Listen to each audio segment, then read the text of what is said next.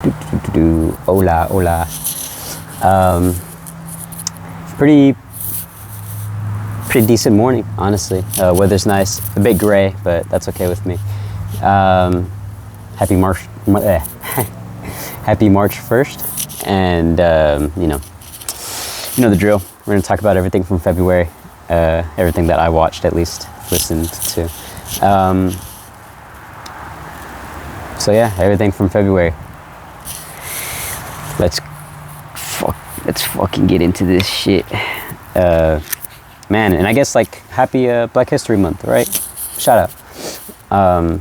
Tons of stuff I was listening to just on my own time. I mean, this is like preamble before I get into the stuff, but just a lot of stuff I was listening to like on my own time. I guess I just want to shout out Toni Morrison. I was listening to her talk.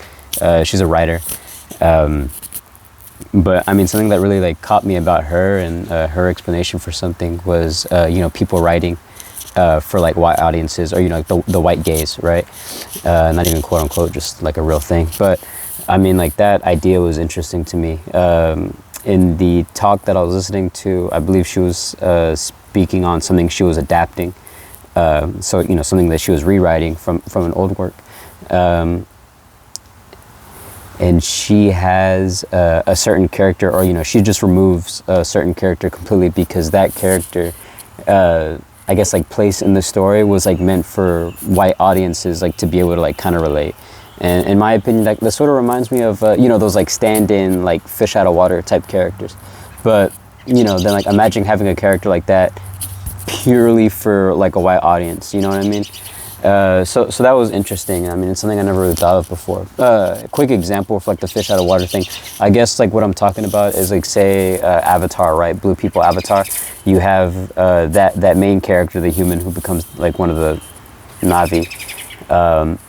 You basically have him there just so we can like have like a jumping off point, like someone to actually relate to, in a story that in reality is about like a different group of people and culture that we don't really know about. In this example, like proper alien culture. So like I can understand that idea in a story, but I guess like on a larger sort of like social like sense, having characters specifically there, and I mean like hypothetical example, right? Say you're like trying to tell a story about like African Americans, but you have one white character there as like a kind of like protagonist type. And they're just there kind of like surveying the whole situation. So in a sense, it's not even about the African Americans and their story. It's about this white person and their interpretation of the story. So that's kind of what I picked up on as what she was talking about. I don't know if I'm completely right, but I mean it's what it made me think about, and I thought it was interesting. But honestly, that's because like that discussion is like very, very long, and she's talking about like a great many other things. But that's something that sort of like stood out to me. But I need to rewatch that one because it's like an hour 30, hour 50, like minute long, like conversation. But very good, honestly, very informative. I was listening a lot more to Aaron McGruder, Boondocks creator, just like specific interviews from him.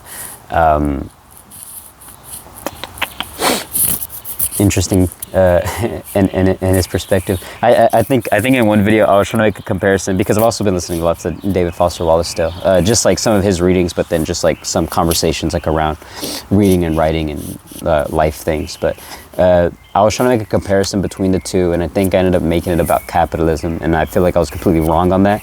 But that's because at the time I was like just sort of getting into it, and I mean I was just thinking about capitalism at the time, so I was trying to like put my own idea out there. But in reality, I think what they really talk about is, are these ideas of revolution and what that means and what it can look like. There's the, speech or talk that Aaron McGruder has where he's like talking and like the room is like full of like hacker people. I forgot the name of the conference or whatever, but he's speaking on that, and something that he speaks on with his idea of revolution is how realistically, the revolution, it could potentially be a violent one, but it can be one that's fought with just a few individuals. I mean, the comparison that he makes is with the Matrix, and obviously talking to a room of hackers, it's relevant. You just have like a handful of people who are really good at computers and can, really, really change something from the inside out. But then I guess it's just kind of like finding that strength to do so, or really like accumulating the knowledge and the kind of like community to do something like that on like a grand scale. Which I thought was interesting. And then I guess like in a similar way, David Foster Wallace, he talks about this idea of revolution and how like it probably just won't even be all that interesting. I mean, and it's very true, some of the things that he brought up. And I mean, just me like looking at history stuff, a lot of like the more sort of interesting, for lack of a better word, revolutions that happen like include some type of like fighting, whether it be like battles or like war, or you think also just on like civil rights sort of like fights, right? A lot of those unfortunately, or like civil rights protests rather, a lot of those like unfortunately end up with some type of violence being enacted.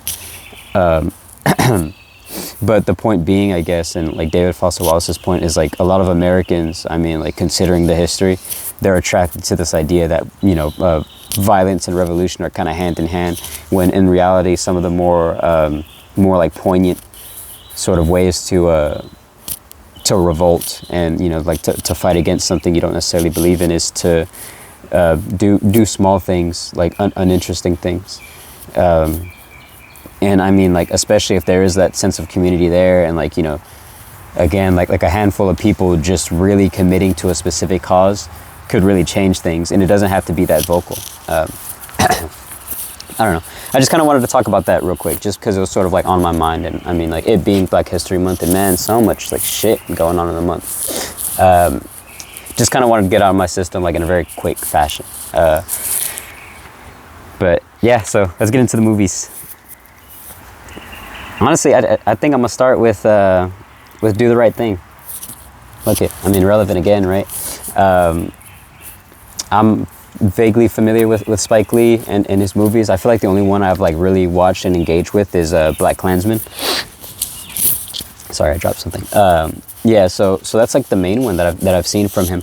But of course, like just me watching movies, like I know of Spike Lee and I know some of his stuff.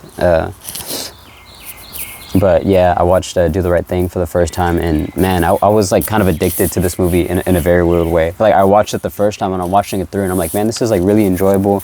There's like good bits of like commentary here and there, just about like dynamics. Like, I mean, like on a larger scale, yes, but like just in this specific like neighborhood, like the dynamic between like everybody, like obviously like all the African Americans, but then you have like these like Puerto Rican, Mexican types, you have your like Koreans, and then as well, like bleeding into that like African American sort of like group, you have a African specifically. I don't know, like the character choice, or like the specific type of people that are used in the story.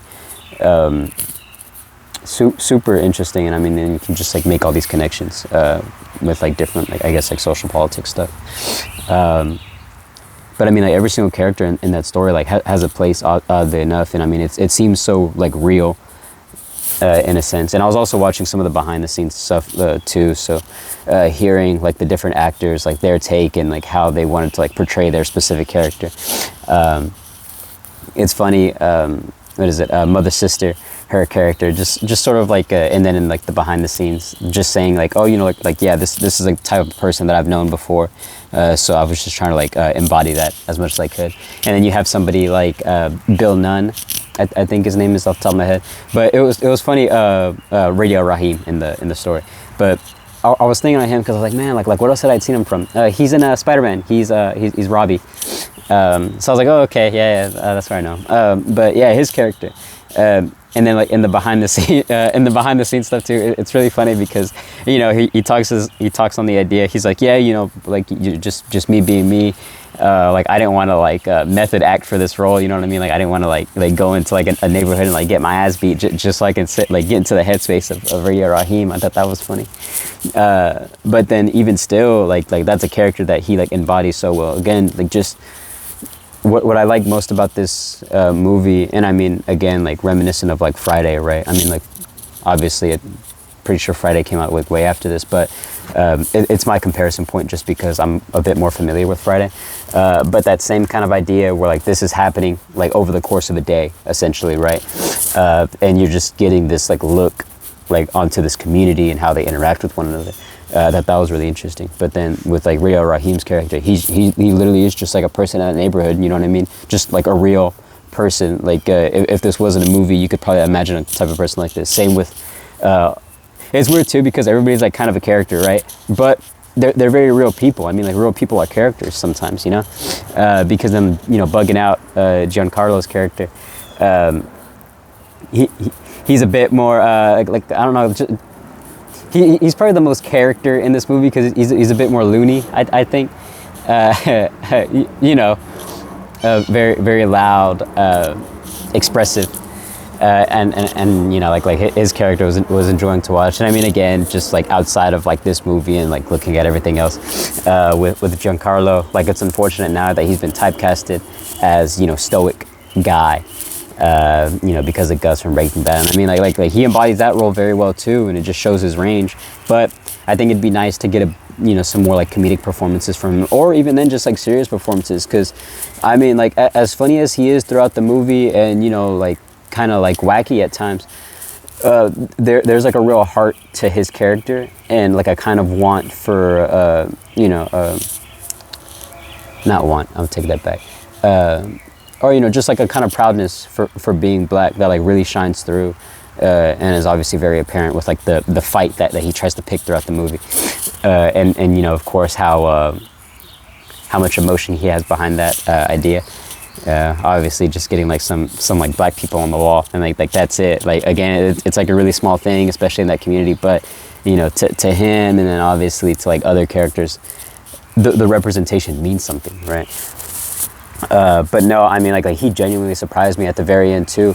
I mean, because like I'm watching the whole movie and I'm really enjoying it, and obviously with the way the story is building up, and like the heat as like a background element, that's something that's talked about too, actually, in the behind the scenes. Spike Lee mentions that he had the idea from like a Twilight Zone-esque sort of thing, something in that vein. But it's basically this idea from something that he was watching, where people's like murderous like tendencies like go up as like temperatures rise. So whenever it's hotter, there's more likely to be like violent crimes and stuff, which is an interesting idea. And like he just took inspiration from something and kind of made that like a background element in the movie that eventually sort of like boils over and explodes by the end of it.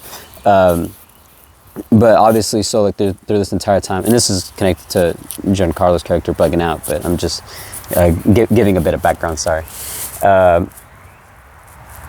But yeah, so I mean, like there's just like this tension like rising the whole way through, and it's funny because there's a certain point at the very end, and there's 30 minutes left, and it's like wrapping up, and I'm like, things were looking kind of bad, but we have this quiet moment in the pizzeria, and Sal is talking to his two sons, and he's talking to Mookie, and he's saying that we're doing some good here, like we're running our business, we made some money, and that's good, and we should be proud of that. And Mookie, you're kind of like a part of this family. It's a very nice unfortunate like calm before the storm type moment, and then that's when everything truly explodes. And then Giancarlo specifically in that moment really surprised me because of how expressive he is with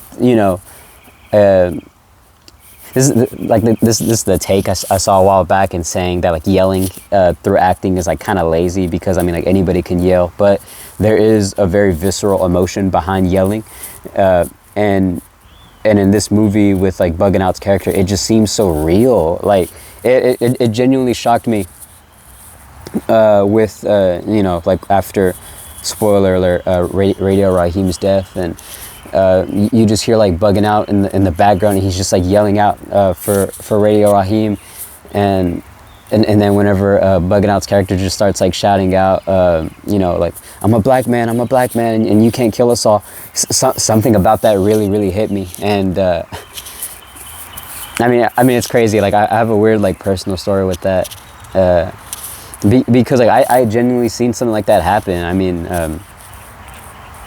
The story is a bit more like built up, but I mean like short or like long story made short. I was at my local corner store, and a fight breaks out between a white man and a black man, because the white dude called the black guy like a hard ER, and it's like first of all, that's fucked up because I mean, you know, like that's just the way it is. It's fucked up. But then second of all, you said that in a room full of minorities, a store owner, like Middle Eastern type, and then obviously like me, and I was there with some of my siblings, Mexicans. Why the fuck are you gonna say some shit in a room full of minorities? And he got his ass beat, and that's just the way it is. But obviously like police get called and stuff like that, and police come in, and you know, like they break it up, and the black guy was a homeless guy. Like I had seen him around a while, so I was pretty familiar with him, and you know, like him walking around and stuff like that. But I mean, like the first thing he did was, because I mean, like they just know, right? First thing he did was got on his knees, and he's like, hey man, you know, like I'm cool, like I got one weapon on me. I'm just a black man. I'm just like doing my thing. But I mean, like it's a real fear for a lot of people, or you know, for a lot of like African American people. And I mean, like seeing it in this movie just felt real. And then of course it's nice right afterwards, where you know there's all this like sort of name, what's the word? I guess like shout outs essentially. Sorry if that's like kind of like the like an insensitive term, but just like shouting out these like other you know, minorities that were killed via like police brutality. And then, you know, just like thinking about everything that's going on right now, right? ICE raids and whatnot. And it's a very sad reality, and I mean, it's sad that it's just gone on so long. And, you know, unfortunately, just feeling kind of like powerless and angry, and then not really knowing how to direct that anger, which is of course like another part of the movie as well, right? At the very end, I mean, sure, everybody's angry, but they don't know like how to really deal with it, so they end up like tearing down their own community, and that's very sad.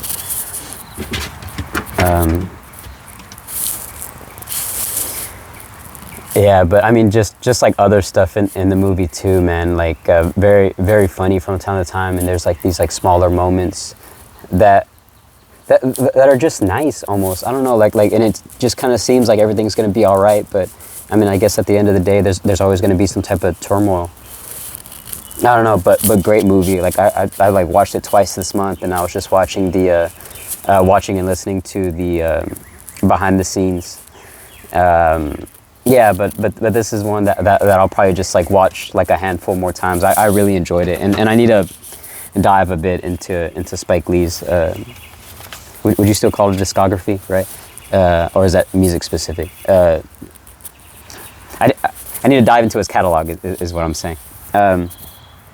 But yeah, great movie. And then if you can, because like it's also on YouTube as well, free at the moment.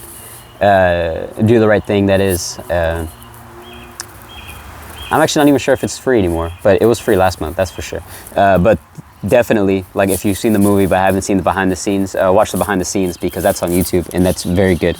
And there's like a lot of like other bits of like commentary in it that are really interesting too, especially regarding Giancarlo and sort of like his input like on the situation, being like half black and then half Italian, and like how that sort of is for him. And then obviously with like, you know, Sal and like John Turturro. Oh, that's another thing too. Like this is a really, really stacked cast. You got Sam Jackson in there. You got Martin Lawrence.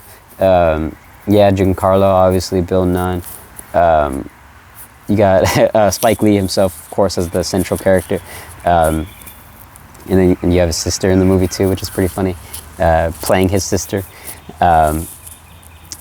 Yeah, and then the guy who plays Sal, like I had seen him in a few other things. I actually saw him in another movie that we'll talk about here in a second, which is funny to see him. And then who else? I feel like I'm missing, John Turturro, right? I already said that. But yeah, and that's another interesting thing too about these like Italians in America, right? Because like they're another like kind of like discriminated group, but you know, like for some of them, obviously with like John Turturro's character specifically, he's white passing, and he sort of looks down on black people. But then Sal, it's, you know, for me personally, I'm kind of still debating on it, because in the behind the scenes stuff, Spike Lee talks about how like Sal's character is racist, and whether or not that's like racist like in his heart, or just like racist by kind of like definition and environment. But the way the actor was explaining it is like he wants Sal to be kind of like a good guy, like in the community, you know what I mean? And you can see that in moments, you know what I mean? Like Sal has a kind of like pride to the fact that he is well, obviously like a main pillar in the community in that he like serves food, you know what I mean? He has a service in the community, and he's very happy to serve food. And I mean, like that's something that he talks about very briefly with one of the sons. He's like, you know, like people grew up on this pizza. People grew up with this, and there's a sense of pride you got to have about your community. So in that sense, he does seem genuinely nice. But again, like being a white person, like there's no doubt like a kind of hate for minorities like lives in you somewhere. Or the way he explains it in the behind the scenes is, you know, like growing up, you just hear these things, you know these words, and you know they're hateful, but like there's something kind of in you sometimes from like not really using them, again, whether it just be like a genuine hatred and like racism like within you somewhere, or a kind of just like learned through environment kind of thing, right? Like learned hatred. And then I guess speaking on hatred, that's another thing too, right? These ideas of love and hate, which, I mean, it's something I thought on really heavily too. And then of course the movie ends on a Martin Luther King quote and a Malcolm X quote. But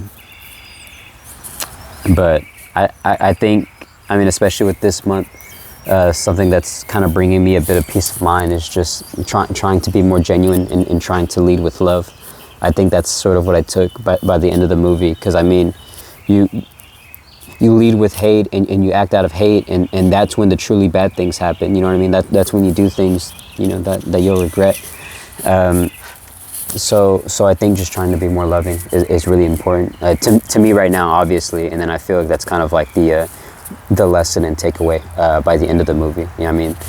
The title of the movie is literally "Do the Right Thing." You know, like this kind of proposition onto you to do what's right, and in my opinion, love is right. But no, a fantastic movie, honestly. Just really good, really good. And that's all I can say. I'm pretty sure there's people out there who can probably speak on it more in depth, or you know, like they'll have a perspective that's way better than mine. But again, I'm just a Mexican guy, so whatever. But yeah, so other movies, just honestly, just some quick ones that I can kind of knock out the way. The Wrecking Crew with Batista and Momoa. Enjoyable, honestly. I feel like action movies like these are always like quite nice every now and then. You know what I mean? Just like a little humorous, light little action plot, more or less. This one's kind of nice too because it's about like fighting corruption, which I always like the idea of. And then like the action is actually genuinely good, just like really entertaining, really funny at times. Man, that first action set piece inside Jason Momoa's like little house and just like kind of going through the house and fighting, very, very cool, very good, honestly.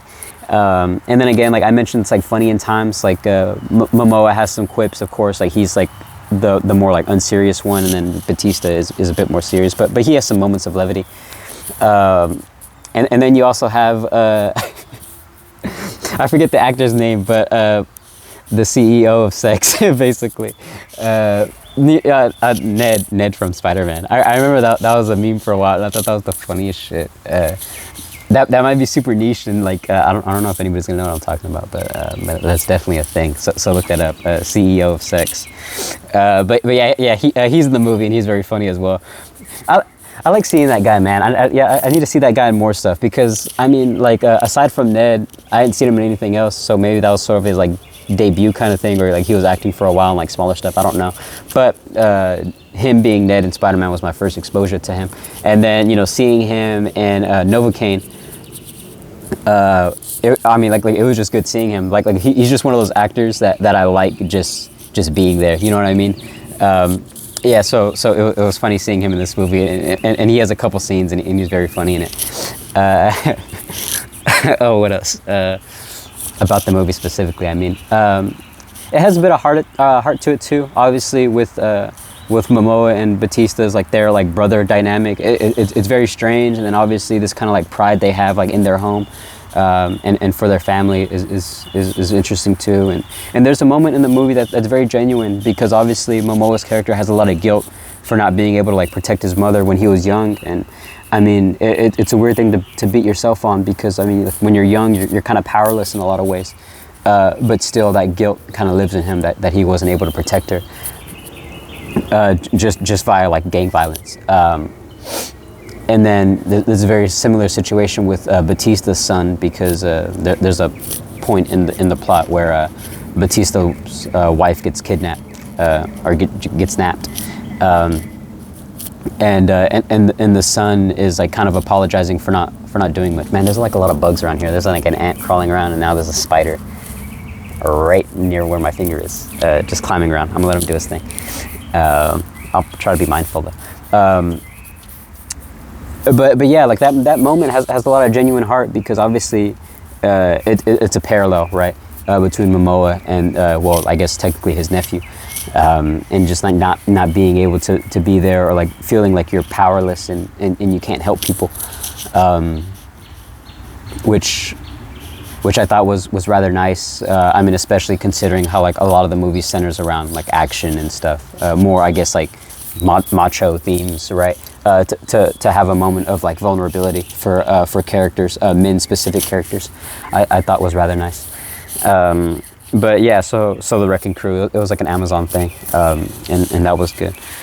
Another quick one, Mrs. Doubtfire, Robin Williams classic. I'm pretty sure everybody knows Mrs. Doubtfire. Even if you haven't seen it, I'm pretty sure you know it, premise-wise. But very funny.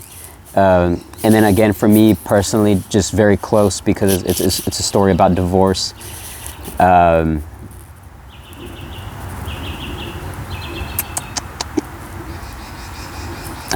don't know how in depth I want to get, and like how much that ties into me, but I guess fuck it, I'll be a little vulnerable with it.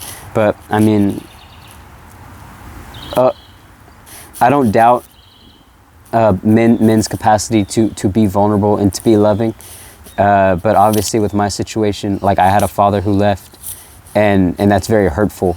And you know, like despite some of the memories I have of him, and then of course like kind of roughly knowing him now, I don't doubt that there is some love there, but I didn't necessarily feel it growing up, you know what I mean? So I kind of missed out on that, and yeah, like I wish I had it, but you know, like past the past, right? And I'm honestly really grateful for the fact that happened, because like I am who I am now, and then of course I have a lot of love and respect for my stepdad, and you know what I mean? Like he's the one that ended up being there and showing me that love that I kind of missed out on. But in the movie, I just find it very touching how loving Robin Williams is, you know, to his children, and, you know, to his family. Of course, things aren't really going that well for him, but what he does know is that he loves his kids. And, you know, there's those moments in the courtroom where he's like talking, kind of giving these like monologues on how he's like, you know, addicted to his children in a way, and he wants to genuinely be there for them. And that was really striking to me. But then of course, like the rest of the movie is just kind of like comedy all around. Hopefully the audio gets picked up well. Yeah, I mean, like I'm 30 minutes into it. Yeah, fucking hopefully the audio gets picked up well. Jesus. But yeah, I mean, again, just really funny. And then of course, like there's like minor cliches in it, which is a weird thing to complain about. But if like that's the one thing I want to complain about, it's just like kind of knowing the direction that the story is like eventually kind of falling into. One more.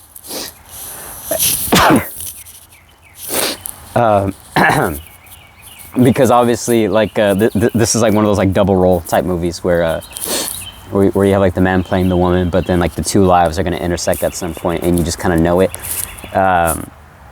Because obviously there's the part like towards the end where he has to have the dinner with the executive, and then he has to have the dinner with the family, and it's like, oh, okay, it's going to be one of those like two places at the same time sort of things, and of course that's what it is. But you know, it's just something that I've seen a lot, which isn't really a bad thing, but it's a thing, right? But it's always like interesting watching like older movies sometimes, just because I've grown up with so much that are essentially derivatives of those things. So whenever I go back and watch old things, it's always like, oh yeah, I kind of know where this is going. Oh yeah, I kind of know this, or even then just like things like entering the public atmosphere, right? The like just the social climate, right? Like you just know some of these things. Like I had never watched Mrs. Doubtfire before this, but I had known so much of it, whether it be like jokes or like scenes and stuff like that. So I mean, like watching it, like it was almost as if I was rewatching it, just because I had heard so much about it throughout the years. But I mean, like still a great movie. And then like see, like that's the other thing to me too, right? Like in regards to movie review stuff, is that people don't really talk about like the deep personal shit, and that's the shit I find more interesting. Like I had known like Mrs. Doubtfire, and like I had known like, oh yeah, it's supposed to be funny, and Robin Williams like playing a woman, like okay, but again, like that divorce stuff, did not fucking know about that. Like I knew everything else about this movie except that, but that's such a crucial part of the movie, and if it's so crucial, why the fuck does nobody talk about it? I mean, I don't know. But that's a complaint on like film criticism and like videos and stuff like that. Sometimes just people not talking about that sort of stuff. But I digress. Set it up, rom-com type movie. I'm generally not really a fan of rom-coms, again, just because I find them very like cliched. Again, like you just sort of know the direction some rom-coms are going on. But that being said, a lot of my favorite movies like tend to be romance movies. I mean, like I've talked about Bones and All before, and then of course like We Live in Time. So maybe somewhere I got a soft spot for romantic movies, and of course like rom-com type movies. But I mean, like a lot of them kind of play out the same, right? You usually have like two people who are like sort of different from one another. They have their meet cute, and then they like learn and grow alongside each other, and then by the end of it they end up together, right? That's me being sort of like an asshole, for lack of a better word. It's me being just an asshole straight up and like simplifying it. In reality, I mean, like relationships and people are a lot more complex than that. But my point is, I can kind of see the direction the movie's going in. But that's the thing too. It doesn't make me any less engaged, which is a good thing, I think. Because the movie's very funny at times, and it has like some good heart. Me, I don't really care too much for white people, so like white leads, like bleh. But I think the main reason why I watched this is because Lucy Liu is in it. Beautiful woman. I mean, that's all I'm gonna say. So that kind of brought me into it. But then like her character, like has a place again, just like somebody who kind of like wants to be loved, but is like committed to a career, and is of course like very powerful, like in their position, and again is like an inspiration to like the main character of the movie, or like one of the main characters of the movie. And then with like her like wanting to be a writer, obviously that's like very resonant. And yeah, just like smaller bits of like nice comedy, and pretty funny for the most part.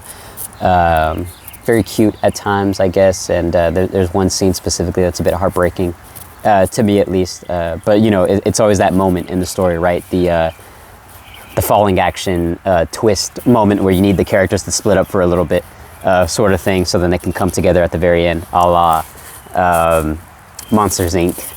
or Zootopia, sort of trope, if you kind of know those movies and get where I'm going at.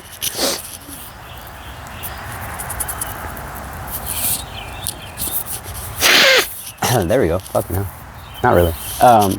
But yeah, you kind of get my point. Like there's a moment where they have the argument over like a moral sort of like dilemma between the two of them, and then they split up because of that. But obviously, with the way the guy in this kind of lashes out on the girl, fucking asshole, man.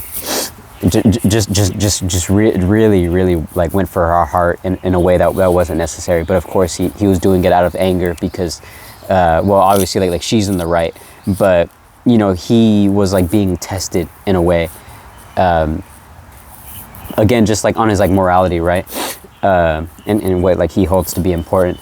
And I mean, usually when that happens to people, they tend to like fight back and like get very defensive, and I mean like the only way to like fight back in their eyes is to like really hurt somebody, and like he ends up really hurting her, and that was kind of resonant to me in some ways, but again because like the writing angle, right. But no, enjoyable again. I watched Good Fortune, the comedy movie with Keanu Reeves, Aziz Ansari, Aziz Ansari, and Seth Rogen. Kiki Palmer's in it too. Enjoyable. You know, it's unfortunate because then there's that disconnect of like, oh well, you know, it's talking about how like you should appreciate life and stuff, and how like, you know, like money doesn't really solve problems. But these are all very rich people, so minor disconnect, and you know, that's something I was thinking like by the very end of the movie. But of course, like going on Letterboxd and looking at reviews, like that's something that people were talking about very like pretty often. Like it's no, well, that's a lie. I saw maybe one or two people talking about that, but then everybody else is just trying to make quippy one-liners because it's fucking Letterboxd and people fucking suck. But shout out to Letterboxd. No. Man, yeah, fucking Letterboxd, man. That shit pisses me off. Just fucking write something with some substance, man. Fuck y'all. So the people who were writing with some substance, shout out to y'all. But yeah, so there was a few reviews I saw where people were talking about that kind of disconnect that they had with the movie, and I was like, yeah, like I mean, you definitely kind of feel it, but it is. I mean, again, like leading with love thing, right? I'd really like to think positively, and you know, to think about my life and it having meaning, and you know, me genuinely enjoying living it. But man, it's fucking hard sometimes. You know what I mean?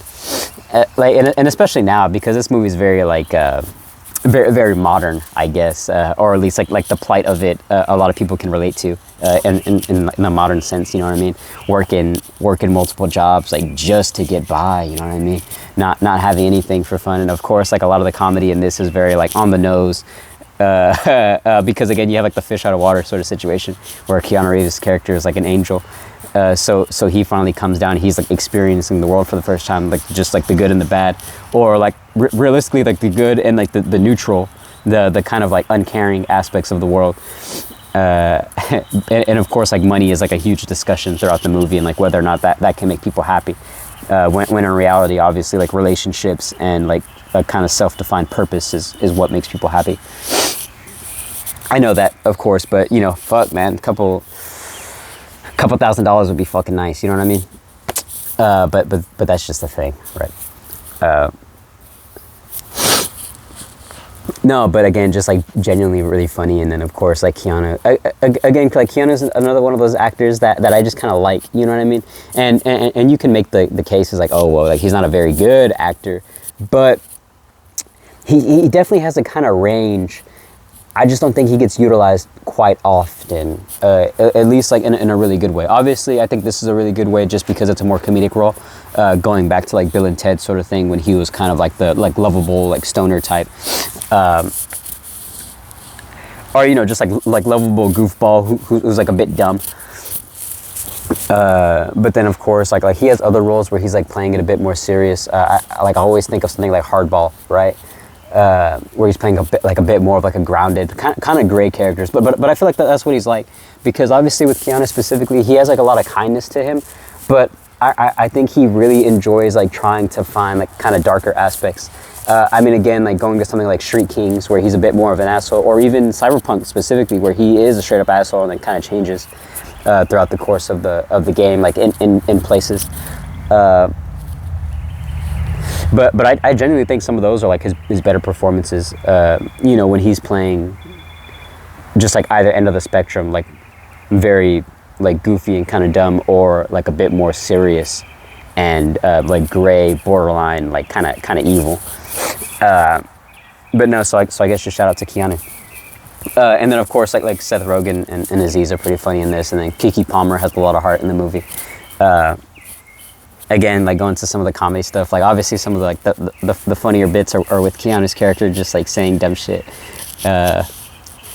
chicken nuggies and you know just shit like that. But there's that one part where he starts working the job, and you know like he's calling out to his like coworker or his boss, and he's like, where's the money?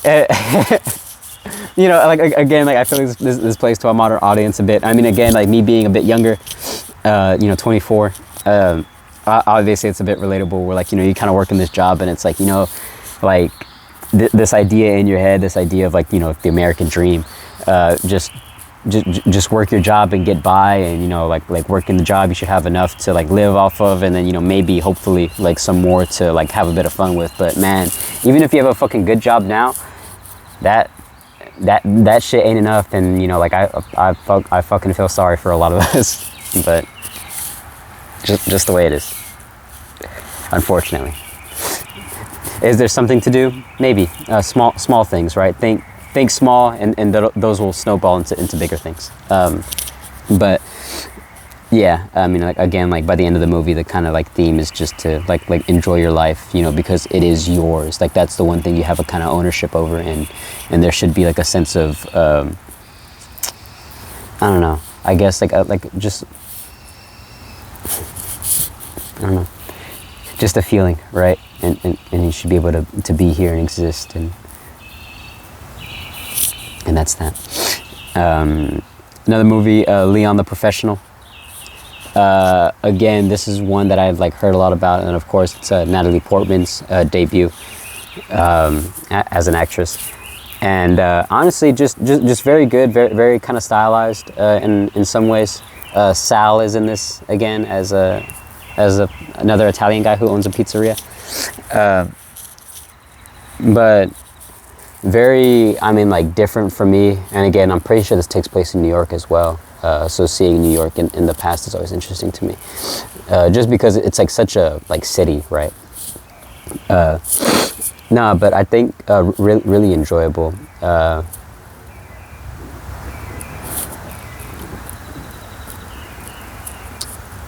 I don't really know how to talk about this movie, quite honestly, but I do know that I enjoyed it. A lot of the action stuff I think is really good. This like dynamic between Leon and Natalie Portman's character. Is it Matilda? Some with an M, I think. But I mean, it's weird because like the story is rather dark in places, but I think there's like an intense like kind of levity to Leon and Matilda's like situation. And then I mean, it's weird too because like there's like these like sort of like themes where it's like kind of gross a little bit, the relationship they kind of have, but with the way that actor for Leon like plays his character, I don't think there was anything like like wrong there necessarily, you know what I mean? Because like obviously it's like a grown man like taking in like a kid, so like it's kind of like a thing that makes you like raise an eyebrow, right? But for Leon, I don't think it was ever like that. I feel like with his character, because like his character is a bit like eccentric in some ways. Like there's something definitely kind of up with him. So with like him, saving Matilda, I think he was just attracted. I mean, again, like, and this is like a thing that's gonna make you raise an eyebrow, right? But like attracted to the kind of innocence, because I mean, in his world, he just kills people. But I feel like there's a kind of feeling in him where he like wants to like live just a simple life, you know what I mean? But like he has to kill people to get money, and that's just kind of like how he lives his life, and it's kind of like all he really knows, so that's all he does. Not that I think he wants to do it, because then I like, again, with like the caring nature in him that I feel is there in some way, like all he ever had was his plant, and he takes care of the plant in a very particular way. So then I guess like bringing in Matilda just like out of like some type of love, but then of course like Matilda, her being young, like she says she loves Leon, but of course like you're young, you don't really know what love is, but with the way she was talking about it too, I mean, like I feel like it's the same love like you would give to like a kind of family member, or like a very very good friend, right?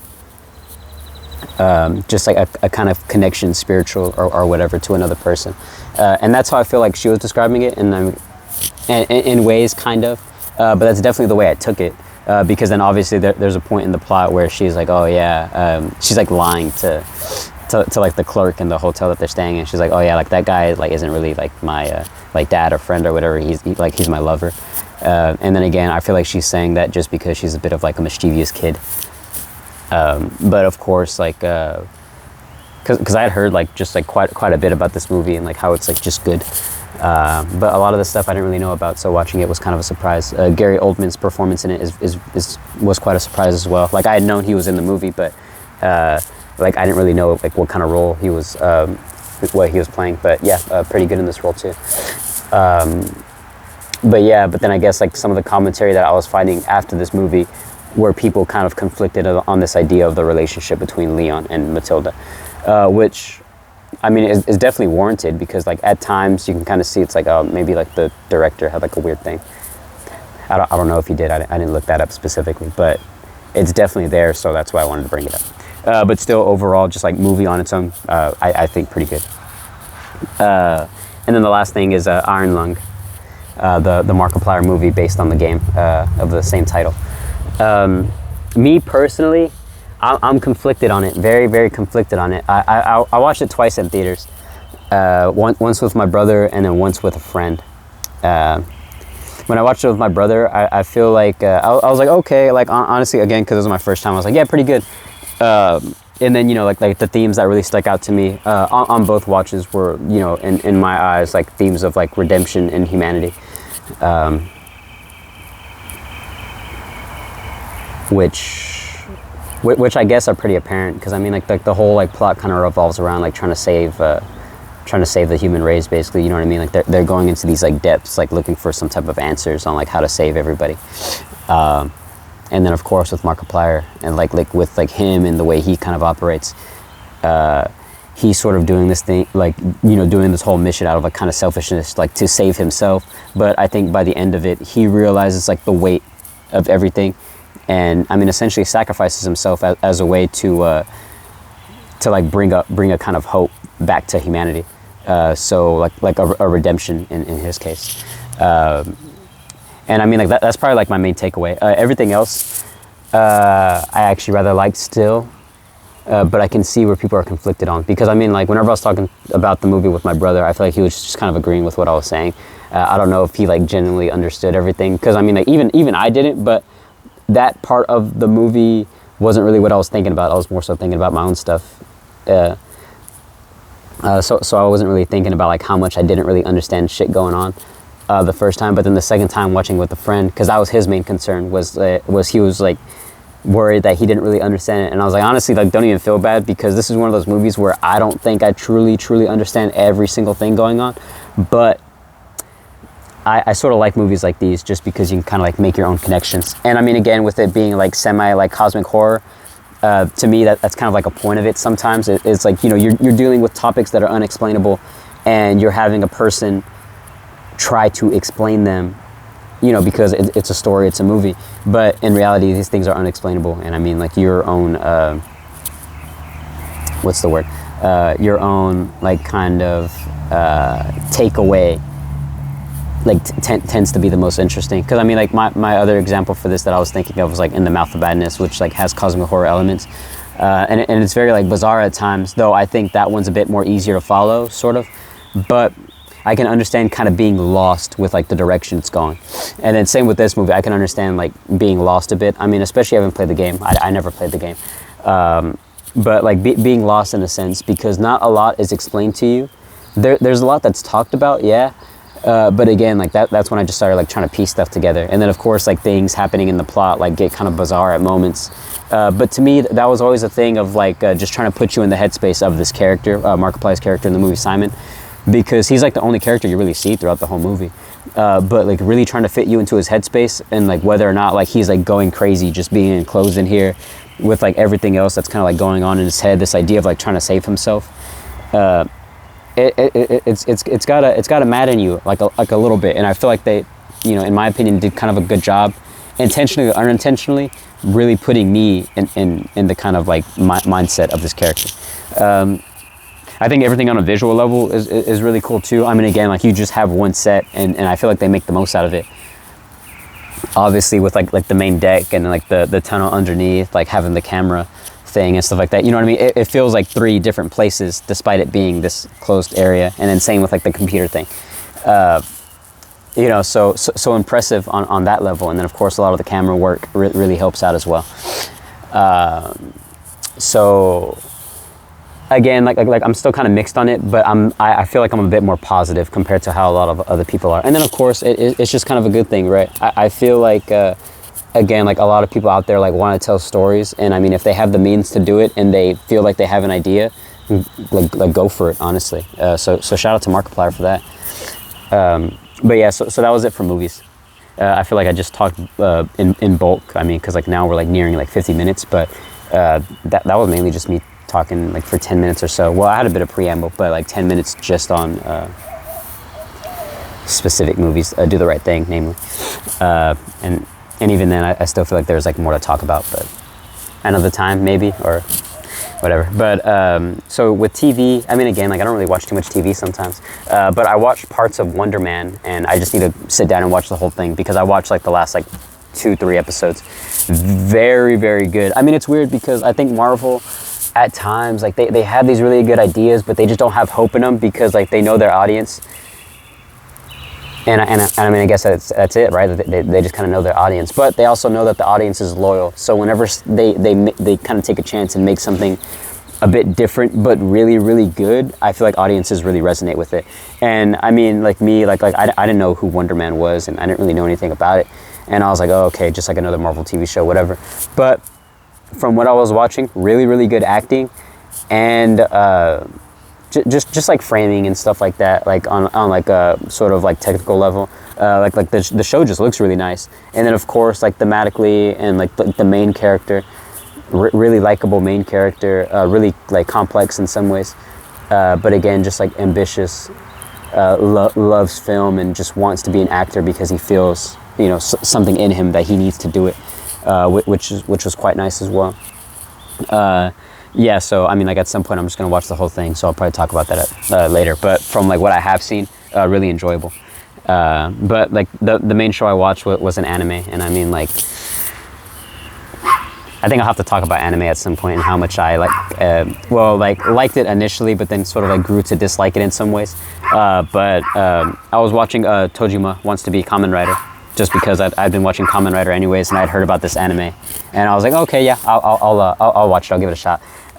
Really, really enjoyable, but it has some of those anime things that I think are kind of annoying. Mainly just fan service shit, and I mean, like I feel like that's like a really weird, like kind of like woke thing to like complain about. But fan service stuff really fucking annoys me sometimes, man. I don't know. And then of course, like anime just does it very excessively. Which is why, you know, like, which is like one of the reasons why I stopped watching anime for a really long time, and why a lot of my favorite anime don't have fan service shit in it. They might have like moments that are like a bit like sexy or like risque maybe, because like one of my favorite anime is gonna make me sound pretentious, but with like Cowboy Bebop, right? It's very simple, very cool, like atmospherically and whatnot. And I mean, like sure, you have like your like femme fatale, Faye Valentine, but like I don't think it ever goes to an extent of it like her like presence in the show being purely fan service, right? I feel like there's a huge problem in a lot of anime typically where you'll have women like be characters, and like their only point in the show is like to be sexualized in some way, and I don't know, I feel like that's kind of annoying, and it definitely gets annoying sometimes. And in the show, there's moments in it that are kind of annoying with the fan service stuff, and then of course like it's just an anime thing where like the women have to have just like really big, I don't know, because like in my opinion, like I think it'd be a bit more interesting if if the character, well, I guess it's part of the character too, with the teacher character, Tackle. I forgot the actual character's name, but with Tackle, her love for Tackle kind of outweighs like any sort of like sexual intention she has, because like obviously with like her like transformation, she like undresses and then like, you know, dresses into her Tackle uniform, but she has no shame about it because of how much she loves Tackle, so that's part of the character. But I mean, like still, like she kind of gets like sexualized in some ways, and like at times it's a bit annoying, especially at the very beginning. But like as it goes on, it kind of gets like toned down, but it's still referenced from time to time. But then of course, like her defense of it is like, well, like why should I be ashamed? That's just how the character that I really, really love is. So that's how I'm gonna be, because I'm like very connected to the character. So I guess like I kind of made a defense for it, but still, I think point kind of stands, because then the other main woman character, the Shocker agent turned love interest, or like love interest Shocker agent who turns into an ally. Her character is sort of like the young, dumb, huge chest trope. I don't know. So not really my favorite character in the show. But everybody else is cool. Obviously, you have Tojima, the main character, Kamen Rider himself, and then you have V3, and then Rider Man, who in the show are both brothers. And I think that's an interesting dynamic too. But no, I think the show is really good, really funny, and then like a lot of the side characters too. Because then you also have the gangster guy who's also like around Tojima's age, like in his like 40s, like mid 40s. But he just has this like weird attachment to Kamen Rider. But then obviously for the gangster, he was always more attracted to being Shocker. But he has a lot more of like a heart to him. So he's also like Shocker turned good guy by the end of it. But yeah, honestly, just like really great characters, and then of course like the love for Kamen Rider throughout the show. And honestly, like one of my favorite things in the show is like this connection to the characters that every individual character has. You know, like with their respective rider. And you know, like there's that great moment where they kind of have their like tournament arc. But you know, like where they're so invested in their character, where they just see themselves as the character, or like see each other's like as their character. You know what I mean? Just like the visage of Kamen Rider, the like visage of like Tackle, Rider Man, and V3. And there's moments throughout where it's really like that too. I think the first time they fight Spider-Man, everybody else like kind of sees it in that moment where Tojima is. He's not even like Tojima anymore, and he's not somebody cosplaying as Kamen Rider. He just is Kamen Rider, right? And there's a couple moments in the show that are like that. You know, whenever like a respective character just becomes their rider. You know what I mean?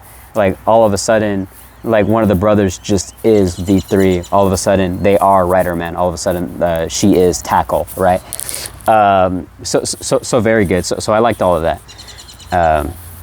But yeah, honestly, just fun show. And then it sucks too because I was like really getting into it, and then it's like still ongoing, which is also why I hate television sometimes, because I hate the idea of like an ongoing story. Like sometimes I just want a complete story, and then unfortunate for me, like I'll sort of hear about these things like, oh yeah, that sounds really interesting. And then I'll either watch it as it's going on, and then, you know, there's like a pause, and it's like, well, I'll wait for a couple episodes to get out, and then I just forget. In this case, like, I don't think I'll forget about it, but it's a situation where, like, I wish it was finished because I was really enjoying, like, the pace of it. But yeah, so that's it for TV. Music, Keith David, Between Takes. I didn't hear nobody talking about this. I was excited a while back whenever he released... what's the song called? Devil Moon, right? Old Devil Moon. But yeah, so when he released that as a single, and he was like, hey, I'm gonna be dropping a jazz album soon, and I was like, fucking great, fucking love Keith David. But yeah, like then it came out a few days ago, and then nobody was talking about it. I was like, what? Yeah, because I mean, like obviously for me, since I was listening to that one single, it popped up on my YouTube just like as like a new release. It was just like Keith David, Between Takes, and I was like, all right, cool, nice. Like the album's finally out. And then I was on TikTok a while later, and then of course like Keith David's page came up, and he was talking about the release of the album and like how, you know, he wanted to do it for a really long time. I'm gonna sneeze. No, I'm not.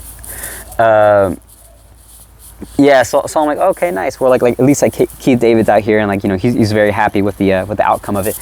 But yeah, no, great album. Very short, unfortunately. If I'm gonna complain about something, I love Keith David's voice. So obviously it was a pleasure to hear it. But 30 minutes, I'm gonna need a little bit more, Keith. I ain't gonna lie to you. I'm gonna need a little more, Mr. David. I ain't gonna lie. No, but I mean, like, shout out to him and shout out for him, you know, for like fulfilling his dream, I guess, right? Like if this is something he's always wanted to do, and I mean, like he has the talent for it, so fuck it. But yeah, very good. And then honestly, like my favorites were a lot of the slower tracks. But then it's funny too, because like obviously on YouTube, like it'll show you like how many plays it has. But these slower tracks have the least play, but I think they're probably the better ones throughout the whole album. So yeah, my favorites are Illusions, Blue Gardenia, and Here's to Life. And then like also as well too, very kind of inspiring closer called Make Them Hear You. I mean, just listen to this album, right? And I mean, again, like relevant, I guess, like with the Black History Month. but Make Them Hear You, I think could just be one of those like kind of like anthem type songs, you know what I mean? Something to like really inspire people. Yeah, so I enjoyed that song a lot. But then I think like out of those like 4 that I named, my personal favorite is Here's to Life. And of course like his voice in that is very good. But yeah, so shout out to Keith David again. Another album I listened to was a French album, more like pop disco sort of thing. So if you're really into that, definitely would recommend R by Corinne. This one's relatively short too, like 40 minutes. And then my personal favorites were Premier Baiser and Paris. Paris is and Premier Baiser, like they're a bit slower.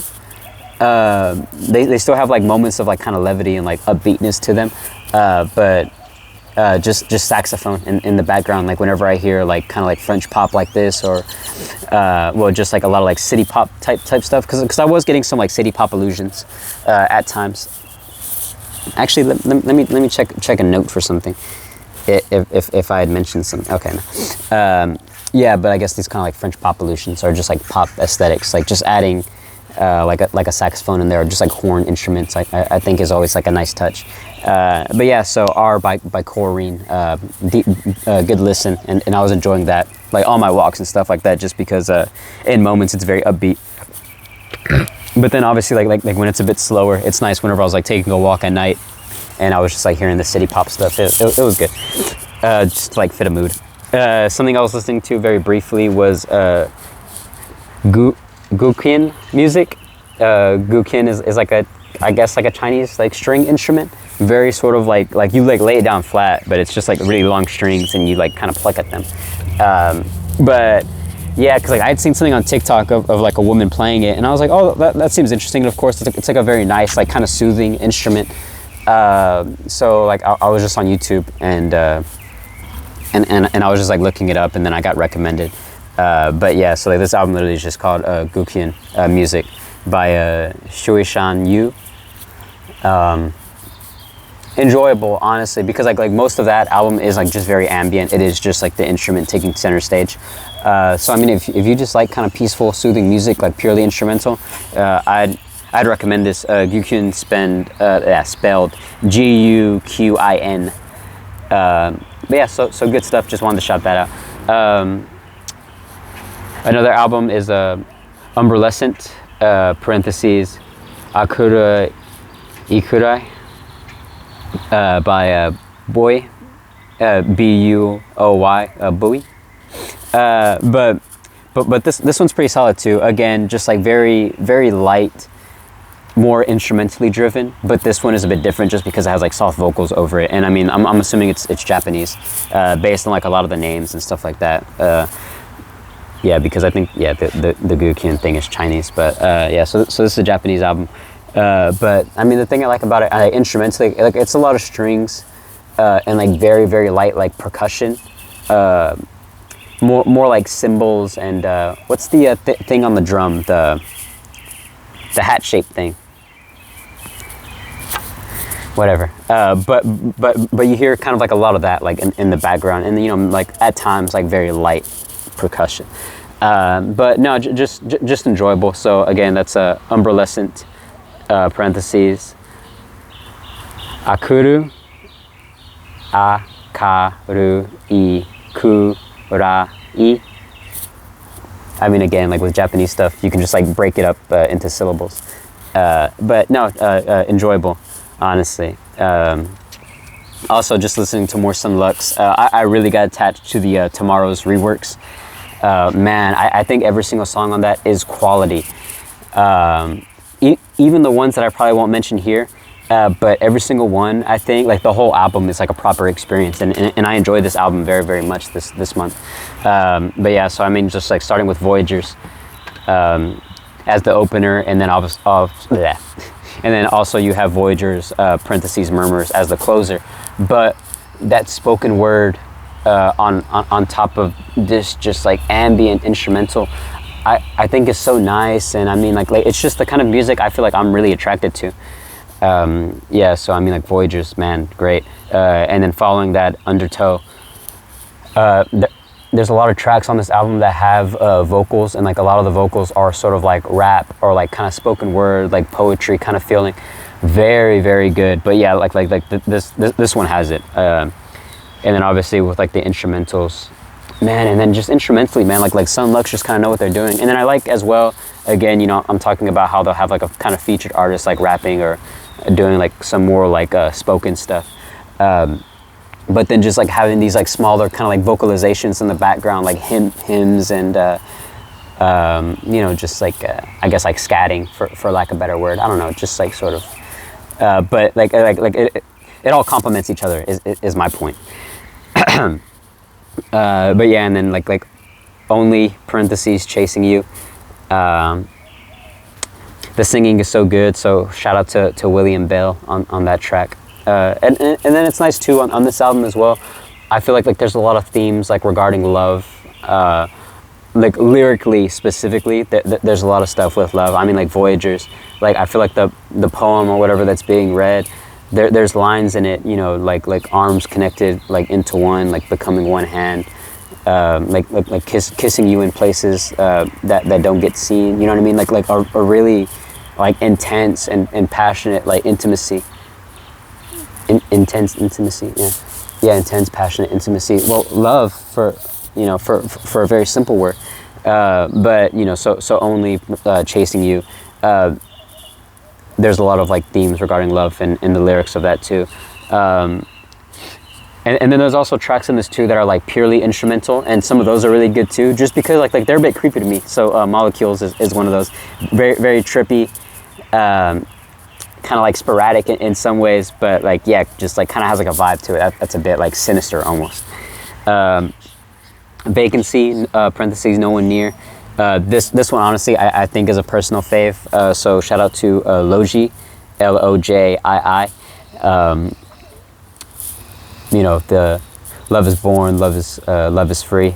Sort of like motif that gets brought up, and then like protecting each other's solitude. I think it's like quite a nice lyric. But yeah, and then again too, like the instruments of this are like very sort of like spacey and ambient, and then like the kind of like singing in the background. And that's another thing too with that background singing, because it also shows up on some of the other tracks, like the Come Recover, specifically the Emily Wells rework. I keep looking at my notes because I feel like this is like one where I have like a lot to like kind of talk about. So sorry if you just like kind of see me like looking down. But Come Recover, the alternative version, and then also the Emily Wells rework, I think both of them are really good, because Come Recover, it almost feels like an interlude, because instrumentally it's building something, and there's a moment where it almost like seems like it's like rising and there's going to be the payoff, but it doesn't come. But then in the Emily Wells version, all of that is sort of like brought back, and then it fully gets explored through these lyrics, and then the instrumentation becomes a bit more uplifting and kind of optimistic, when initially with how ambient it was, it seemed quite sad. Yeah, so I loved both of those versions of the song very much. Climbing Air, this is another one that's like instrumental only, but it's, well, I mean, like just with air, I feel like there's like a lot of like kind of woodwind instruments. There's like a sort of like blowing sound in the background that's just like, you know, like whenever you have like a bottle and you just like blow into the bottle, the boo, boo, you just sort of hear that like droning in the background at times. And then, you know, of course, like a kind of like a more consistent, lighter wind instrument. And then, you know, a very like arid, staticky, like spacey sort of like ambient track throughout. So that's a good one as well, Climbing Air. And then Honesty, the Low Tick rework. Again, like this one's very spacey, but there's a moment in the song about halfway through, like where it really sort of like changes its pace a little bit. And then, you know, it has these like kind of like horned instruments like in the background that are like kind of blaring at times, which are very nice as well. And then, you know, speaking of it, like just sort of like changing pace halfway through with the song Live Another Life, parentheses, Heal For Me. Shout out to the side artist on this, Nappy Nina. But this is one where it's like sort of slow at the very start, and then halfway through, especially whenever like the rapping comes in, that's when like the pace sort of gets picked up. And I think like a lot of the songs on this album do that incredibly well, where they're sort of setting something up, whether it be like one song and then completing it in another, or sort of like setting it up like first half a bit more slower and then the second half a bit more like climactic and expressive. But yeah, so I mean, just like the Tomorrow's Reworks, Sunlux, very, very good. And then honestly, I feel like whenever I talk about a lot of the stuff, at least like in my monthly recap things, like there's like light bits of like negativity, yeah, but most of the stuff I speak on is typically positive. But I think that's just because I'm trying to find positivity in the stuff I watch. I think it's incredibly rare where I go out of my way to watch things that are bad, mainly because I don't want to waste my time, right? But yeah, so I mean, like most of the stuff that I end up watching, I end up relatively liking. But quick example of something I listened to this month that I didn't really like at all, "Haunt Me" by Watch You Bleed, or I guess "Watch You Bleed" by Haunt Me. I don't know. Did not like that. Did not like it at all. Very like dark, like kind of like pop-ish music. Very emo, sort of. Was not feeling it at all. Very, very repetitive in my opinion, because I feel like I like the atmosphere of stuff like that, and you know, like even lyrically to an extent, you know, talking about like gore and stuff like that. Because obviously that's like a very Yule-ish type thing, but obviously with the way Yule approaches it, I think is like way more interesting. With this, it's almost just like bringing up like blood and like guts and stuff like that. Not even to be what's the word, like provocative or like edgy, but just kind of like bringing it up because like, you know, to the person it like maybe sounded nice, and you know, it can sound nice, and especially with the instrumental stuff in the background, it sounds okay, but every single song is like that, and it gets very, very boring very quickly. Yeah, so, but I mean, like even then, if you're interested in checking it out, just "Haunt Me" by Watch You Bleed, or "Watch You Bleed" by Haunt Me. I don't know, but yeah, I didn't really enjoy that. So that's one thing I was quite negative on this month. And also too, I feel like with the stuff I don't necessarily like, I just forget to talk about it because like it doesn't mean anything to me, you know. But that's besides the point. Wanted to shout out Jimi Hendrix and Miles Davis. Again, I mean, especially last month when I was listening to Mos Def, and then, you know, of course, like he mentions Jimi Hendrix.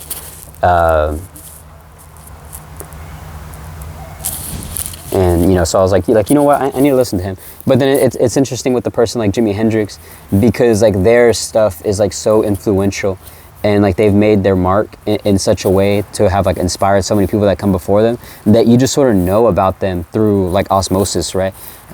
Because like well for him, I just listened to like some of his hits, so obviously like Purple Rain comes up, or Purple Haze, my bad. I was thinking about Prince. Yeah, but so Purple Haze, but the bass line of Purple Haze, like the introduction to it, again, like I just know it because of how iconic it is, right? Yeah, so shout out to Hendrix. And then, you know, Miles Davis, I was listening to Miles Davis too. Obviously with like the Keith David thing, right? I definitely enjoy jazz very much. And I was already familiar with Miles Davis. Like I had listened to his stuff from time to time. But I just listened to the album, Kind of Blue. And again, just nice, right?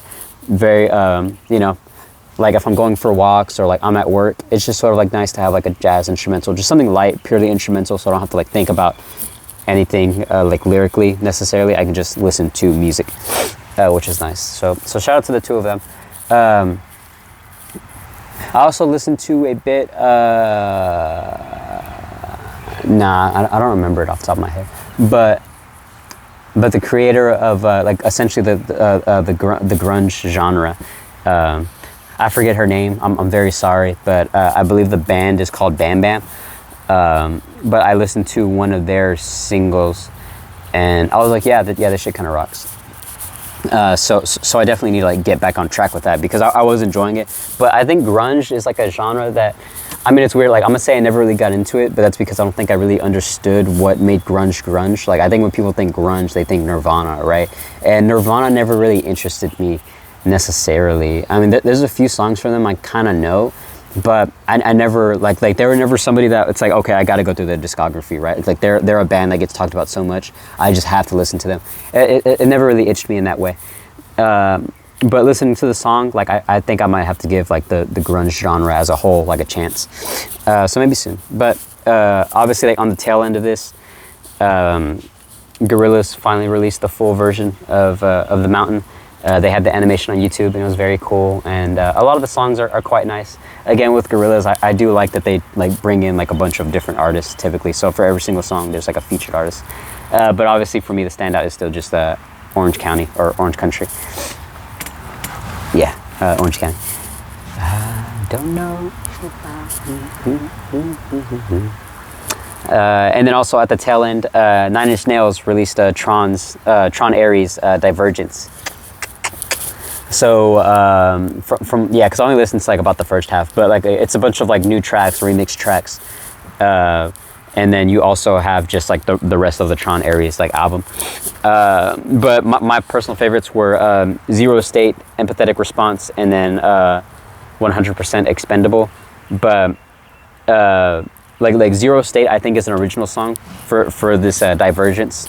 And then Empathetic Responses and 100% Expendable are tracks that are like reworks of tracks that were on the original album. But I think all of them I really like, and all of them come back to back too, which is why I think it really resonated with me. But all of them kind of have the same vibe to me. Very like moody, like a little dark-ish. With Zero State specifically, it's very moody and dark. Empathetic Response, the remix is also like sort of like dark and sinister, but at times like sort of like energetic, especially when the more like electronic elements of the song kind of come in. And then 100% Expendable, this version of it, I think I prefer over the original. I like the original, and I like how like kind of spacey and atmospheric it is, with the kind of like horn sound that's like, or like this like droning sound that's in the background, the sort of thing. That's very good, and it's a sort of like theme, like musical theme that sticks in this version of it. But this version is like a kind of piano heavy version of it, and that sort of like droning sound effect is in the background, but as like a proper horn instrument. And I think it's really, really nice. But yeah, like this version of it, I think I prefer it over the original one. Very, very good. So I'll have to listen to all of that through. But yeah, I mean, this is a month for me that kind of started like really fucking sad, honestly. But again, just like connecting to art made me very happy this month, especially. And I was so fortunate to have listened to so much and, you know, watched so much that's like very, very good. I don't know. I gotta stay positive. I'm gonna man. Okay, so this is March 1st, right? Lots of things coming up that have me fucking concerned out of my mind. Taxes, obviously. Politics, because the midterm election stuff going on in Texas. And then all of these world politics. Just, I don't know, so much. But I'm not getting into it. It's just always unfortunate, and I think it's the reason why I always go through these kind of like loops. I mean, like to say it in Markiplier's words, this self-fulfilling cycle of pessimism. Because it's very hard not to be pessimistic and nihilistic when you like think about like all the fucked up shit going on. You know what I mean? And like I don't want to close myself off to like, you know, to other people and stuff like that. But sometimes it seems like in order for me to have peace of mind, I just need to isolate in some ways, and then just like connect to people like from afar, if that makes sense. And then obviously the way I connect to people, although sometimes it isn't physical or, you know, like in person is what I mean, it's through art.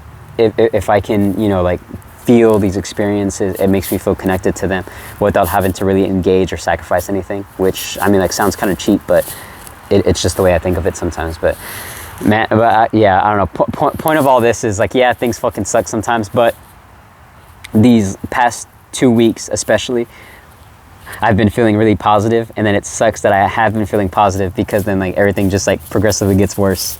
I don't know, it's just something that happens a lot of the time, I think. But I'm going to try to maintain this peace of mind because I genuinely have been very happy. So I want to hold on to that feeling. And honestly, I just hope everybody else, I mean, again, like despite what's going on, just try to find something, right? Try to just try your fucking hardest to lead with love, I guess is all I can really say.